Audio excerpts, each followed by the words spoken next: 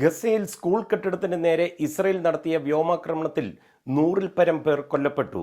കിഴക്കൻ ഗസയിൽ അഭയാർത്ഥികളായി എത്തിയ പാലസ്തീൻകാർക്ക് താൽക്കാലികമായി ഒരുക്കിയ ഷെൽട്ടറും അതിനോട് ചേർന്നുള്ള മോസ്കുമാണ് ഇസ്രയേലിന്റെ മിസൈൽ ആക്രമണത്തിൽ തകർന്നത്.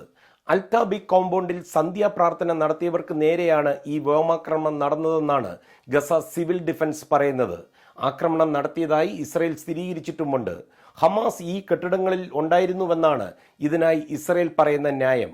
പലരുടെയും ശരീരഭാഗങ്ങൾ ഈ ആക്രമണത്തിൽ ചിന്നിച്ചിതറിപ്പോയി. ഇത്തരമൊരു ആക്രമണം ഉണ്ടാകുമെന്നുള്ള ഒരു മുന്നറിയിപ്പും ലഭിച്ചിരുന്നില്ലെന്നാണ് ദൃക്സാക്ഷികൾ പറയുന്നത്. ഹമാസിന്റെ ഒരു ഉന്നത കമാൻഡർ ഈ കെട്ടിടങ്ങളിൽ ഇരുന്ന് 20 പേരടങ്ങുന്ന ഒരു സംഘത്തിന്റെ സഹായത്തോടെ ഓപ്പറേറ്റ് ചെയ്യുന്നുവെന്നുള്ള വിവരം ലഭിച്ചതിന്റെ അടിസ്ഥാനത്തിലാണ് ഇസ്രയേൽ ആക്രമണം നടത്തിയതെന്നാണ് Israel defence force spokesperson Daniel Hagari ഈ ആക്രമണത്തോട് പ്രതികരിച്ചിരിക്കുന്നത്.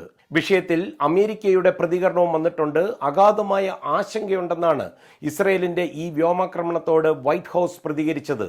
അന്താരാഷ്ട്ര സമൂഹത്തിൽ നിന്ന് വലിയ പ്രതിഷേധമാണ് ഇസ്രയേലിനെതിരെ ഈ വിഷയത്തിൽ ഇതിനോടകം വന്നിരിക്കുന്നത്. അറബ് രാജ്യങ്ങൾ, അതുപോലെ യൂറോപ്യൻ യൂണിയൻ, ടർക്കി, ബ്രിട്ടൻ എന്നീ രാജ്യങ്ങളെല്ലാം അതിശക്തമായി അപലപിച്ചിട്ടുണ്ട്. അമേരിക്കയിൽ നിന്ന് മധു കൊട്ടാരക്കര, 24.